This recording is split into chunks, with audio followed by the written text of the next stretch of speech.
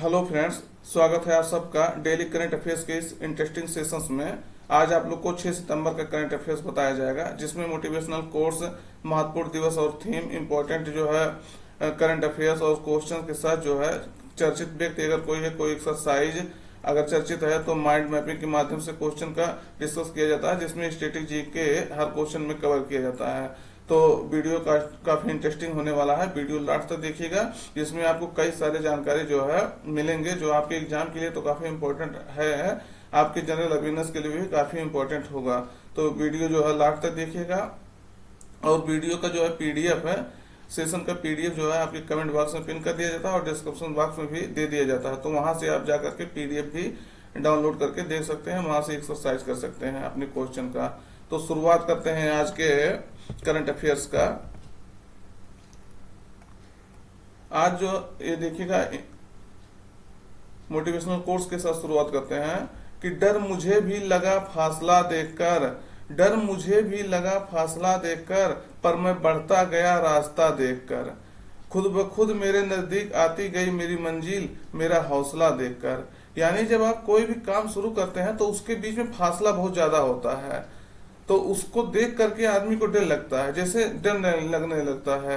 जैसे मान लीजिए आप कोई घर बनवा रहे हैं, तो आप जो है शुरुआत में लगता है अभी तो शुरुआत हुआ, अभी बहुत लंबा काम करना है, बाद में धीरे धीरे एक एक ईंट जोड़ते जोड़ते वो जो है घर पूरा हो जाता है। तो उसी तरह से कह रहा है कि डर मुझे भी लगा फासला देखकर, पर मैं बढ़ता गया रास्ता देखकर। मतलब लेकिन धीरे धीरे आप उस रास्ते पे चलते जाइए तो वो जो है उसके नजदीक आप पहुंचते हैं। खुद ब खुद मेरे नजदीक आती गई मेरी मंजिल, तो कह रहा कि वो मंजिल जो है उस पे मैं चलता गया तो मेरे नजदीक आती गई, और मेरा हौसला देखकर, वो हौसला रखकर जो है आप काम करते रहिए, जरूर मंजिल जो है आपको मिलेगी। तो घबराना नहीं है। आप कोई भी काम नया शुरू कर रहे हैं तो उसमें जो है आपको थोड़ी सी समस्या जरूर होगी, लेकिन उस रास्ते पे धीरे धीरे चलते रहिए, जो वो समस्याएं समाधान हो जाएगी, वो मंजिल आपको जरूर मिल जाएगी। तो शुरुआत करते हैं आज के फर्स्ट क्वेश्चन का कि पेरिस पैरालंपिक 2024 में पुरुषों की क्लब थ्रो F51 मतलब ये 51 स्पर्धा में किसने पहला स्वर्ण पदक जीता है?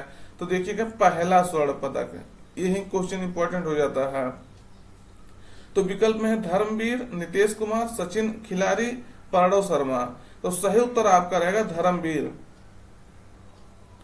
ये जो है हरियाणा के खिलाड़ी हैं, इन्होंने जो है ये उपलब्धि हासिल की है। तो इम्पोर्टेंट हो जाता है, ये देखिएगा, ये है पहले नंबर, ये इनका इमेज देख लीजिएगा, ये धर्मवीर हैं, तो ये हरियाणा के हैं। इनके बारे में ये है कि इन्होंने 34.92 मीटर के शानदार थ्रो के साथ जो है एक नया एशियाई रिकॉर्ड बनाकर स्वर्ण पदक जीता है। तो इम्पोर्टेंट हो जाता है, एशिया में ये रिकॉर्ड बनाए हैं।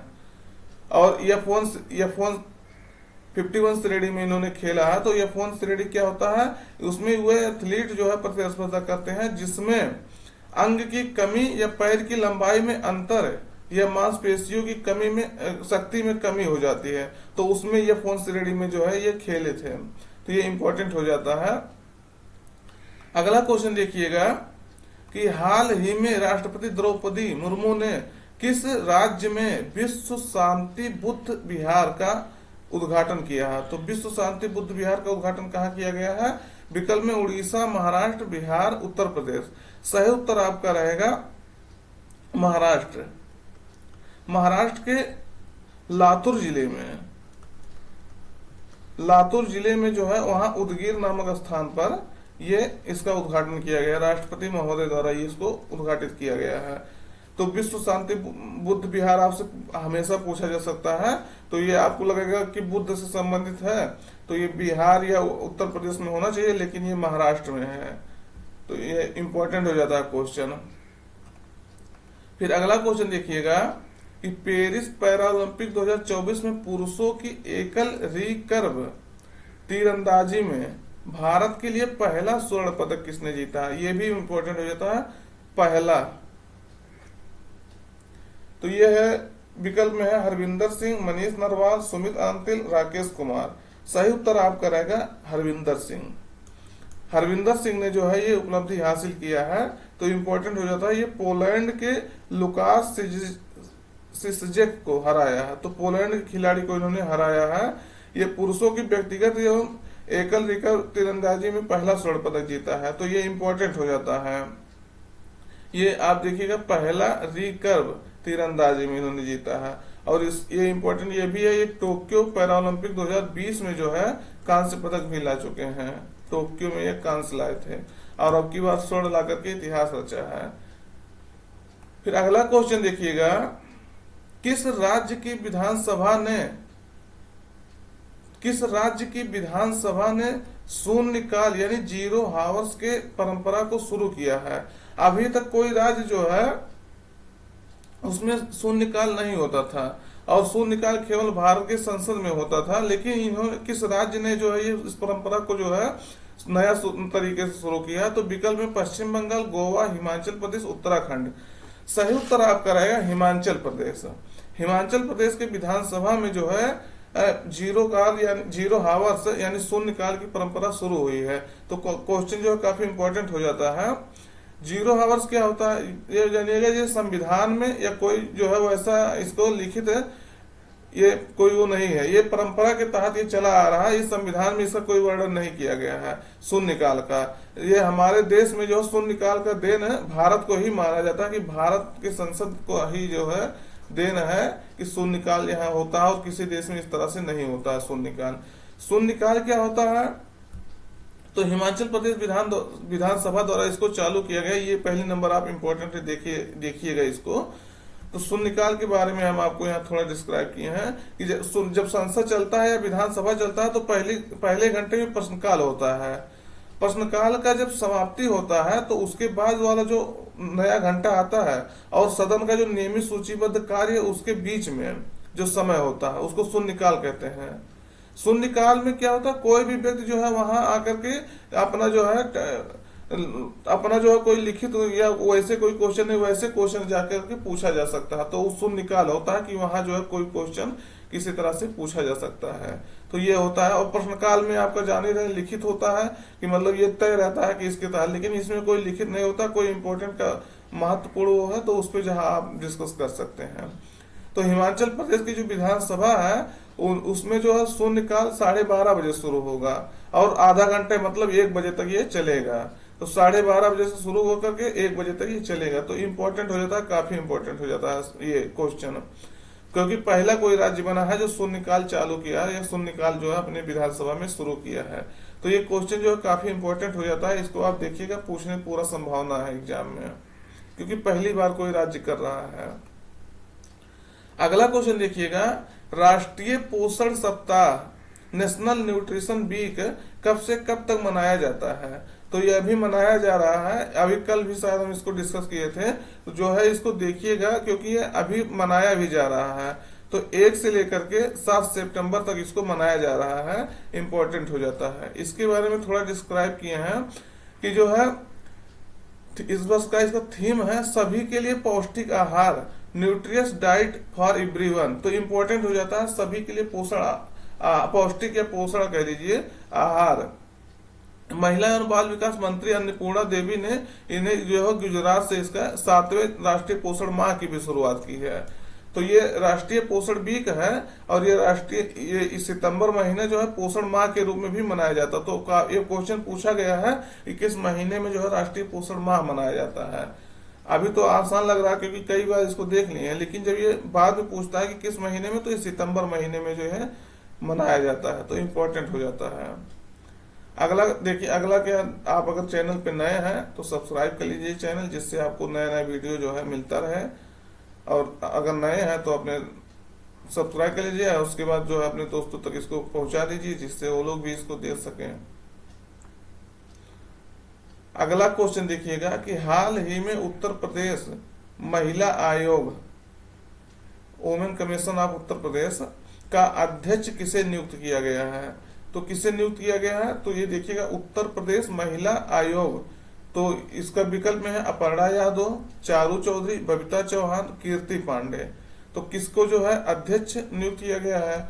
तो बबीता चौहान जो है इनको अध्यक्ष नियुक्त किया गया है। इंपॉर्टेंट हो जाता है उत्तर प्रदेश के लिए, खास करके बबीता चौहान को जो है उत्तर प्रदेश महिला आयोग का अध्यक्ष नियुक्त किया गया। ये बीजेपी की नेता रह चुकी हैं, तो उनको जो है महिला आयोग का अध्यक्ष नियुक्त किया गया।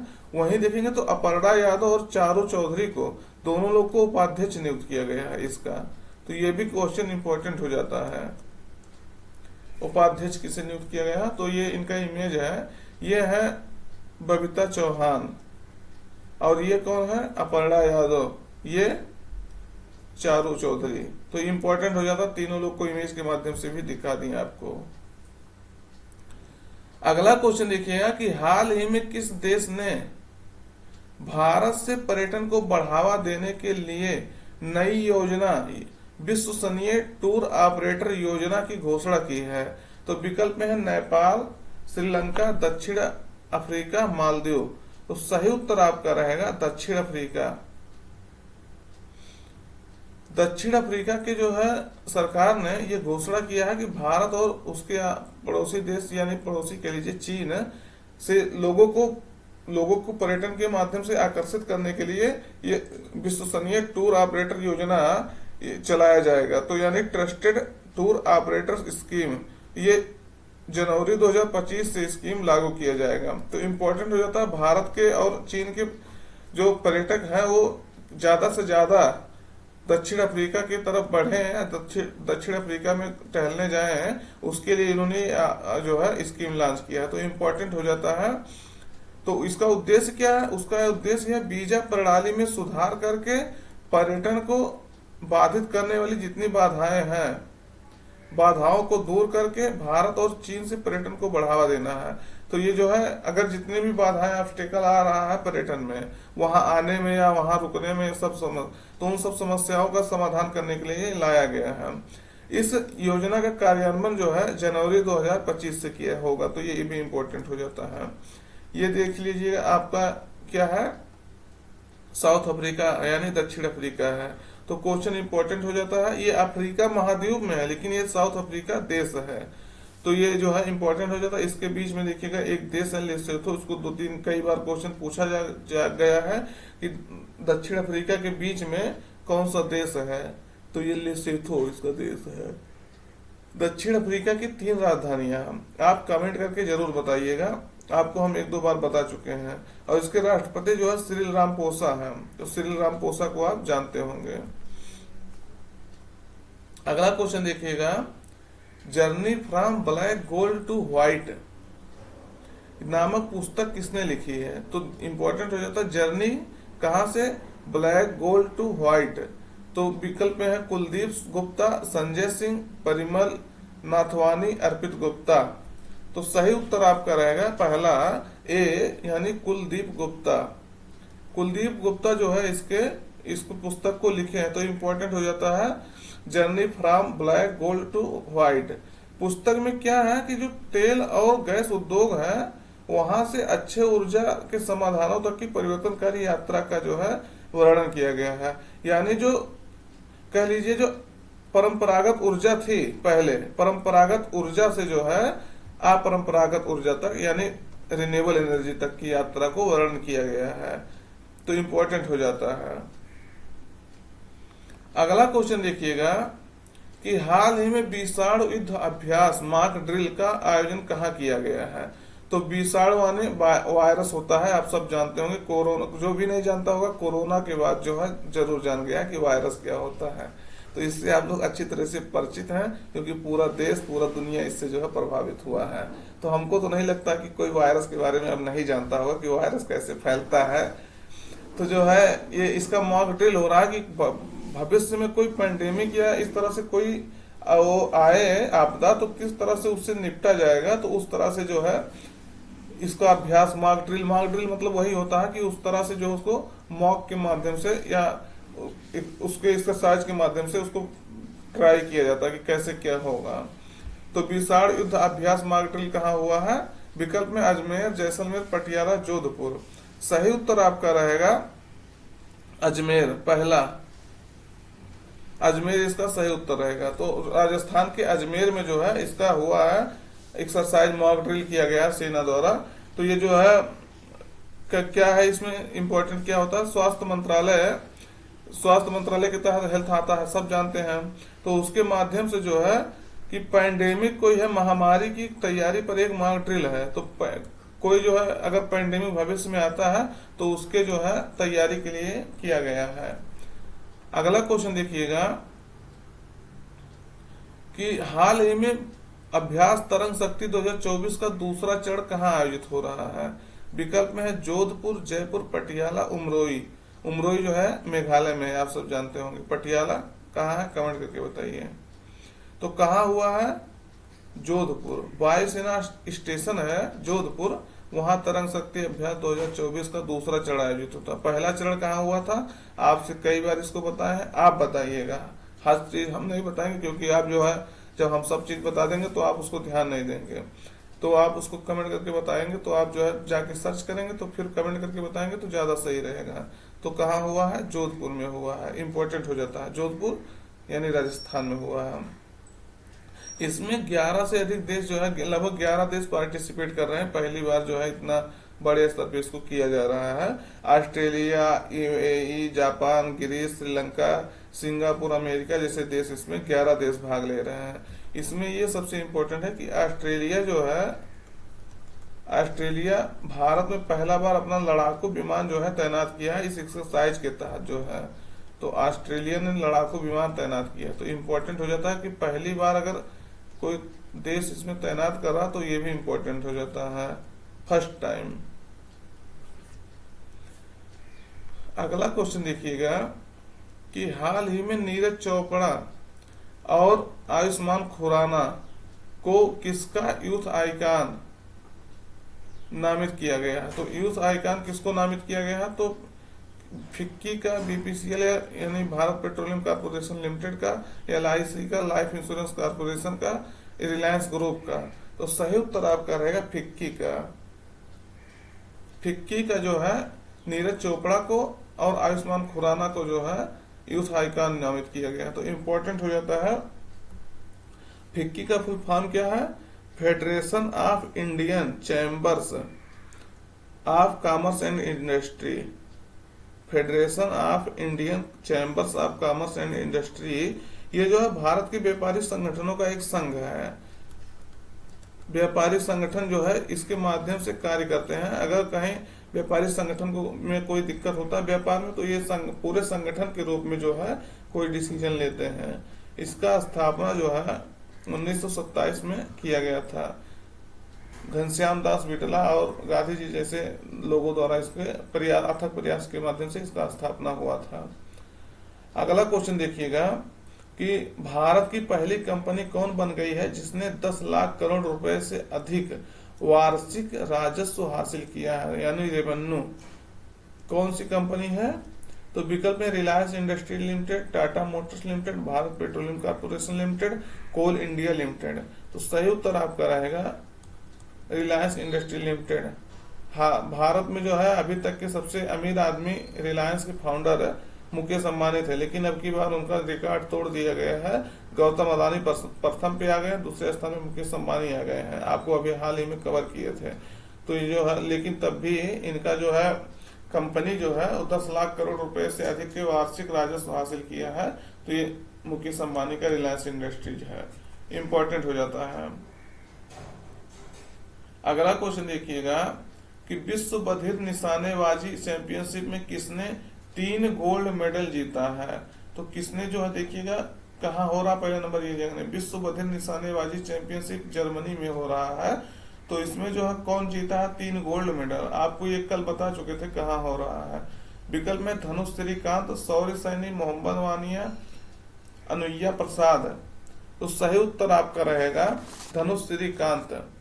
धनुष श्रीकांत ने जो है इसको हासिल किया है, तीन जो है गोल्ड मेडल जीता है। ये है देखिएगा निशानेबाजी में, तो ये बधिर लोगों के लिए होता है, डिफ जो होते हैं उनका चैंपियनशिप है। तो 3 गोल्ड मेडल जीता है, तो इम्पोर्टेंट हो जाता है, काफी इम्पोर्टेंट हो जाता है। ये आपसे बता दें जर्मनी के हनोवर में हो रहा है। 29 अगस्त से 8 सितंबर तक ये चल रहा है। अगला क्वेश्चन देखिएगा कि इंग्लिश चैनल को अकेले तैरकर पार करने वाले सबसे वृद्ध व्यक्ति, अब यहाँ देखिएगा सबसे वृद्ध भारतीय कौन बन गए हैं। तो इंग्लिश चैनल को पहले नंबर अकेले पार किया है, दूसरे नंबर ये जो है सबसे वृद्ध, आज तक इतना उम्र का व्यक्ति कभी जो है तैर के पार नहीं किया था। तो क्वेश्चन जो इस तरह से इंपॉर्टेंट हो जाता है क्योंकि ये पहले वृद्ध व्यक्ति बने हैं जो इतना वृद्ध जो उसको पार किए हैं। तो विकल्प में सिद्धार्थ अग्रवाल, राजेश गंगवार, सौर्य दीक्षित, विभव भूषण। सही उत्तर आपका रहेगा सिद्धार्थ अग्रवाल। ये काफी इंपॉर्टेंट क्वेश्चन हो जाता है। तो आज के वीडियो में यहीं तक क्वेश्चन रहेगा, लेकिन इसको हम डिस्क्राइब कर रहे हैं कि सिद्धार्थ अग्रवाल और इंग्लिश चैनल, सिद्धार्थ अग्रवाल जो है इंग्लिश चैनल पार करने वाले सबसे बुजुर्ग भारतीय बन गए हैं। इन्होंने 49 वर्ष की आयु में, तो देखिएगा 49 वर्ष की आयु में जो है इंग्लिश चैनल के 42 किलोमीटर जो है जलमार्ग को 15 घंटे 6 मिनट में। तो ये इंग्लिश चैनल कहाँ है, आप इसको जो है कि मैप में देखिए, कल ये परसों में भी अभी आपको कवर किए थे। तो ये आप देखें इंग्लैंड के उत्तर में जो है ये है, सॉरी इंग्लैंड के और फ्रांस के बीच के लगभग ये है। तो यहाँ जो है इंग्लिश चैनल है, वो वहीं जो लोग जा करके तैर कर ये अपना रिकॉर्ड बनाते हैं, वहाँ तैरने लायक है। वैसे समुद्र में आप जानते हैं तैरने लायक इतना आसानी से नहीं होता, लेकिन वहाँ इंग्लिश चैनल में है। तो 15 घंटे 6 मिनट में इन्होंने ये रिकॉर्ड हासिल किया है। तो आज के लिए इतना ही। अगर वीडियो में नए हैं, वीडियो नए देख रहे हैं तो चैनल को सब्सक्राइब कर लीजिएगा, जिससे आपको नया नया वीडियो मिलता रहे। और अगर आप जो है कमेंट करके जरूर बता सकते हैं कि अगर लेक्चर में कोई कमी है या जो क्वेश्चन पूछे हैं उसको कमेंट करके बता सकते हैं। और अपने दोस्तों तक इसको जरूर शेयर कर दीजिएगा, जिससे जो है ज्यादा से ज्यादा लोगों तक ये सेशन पहुंच सके।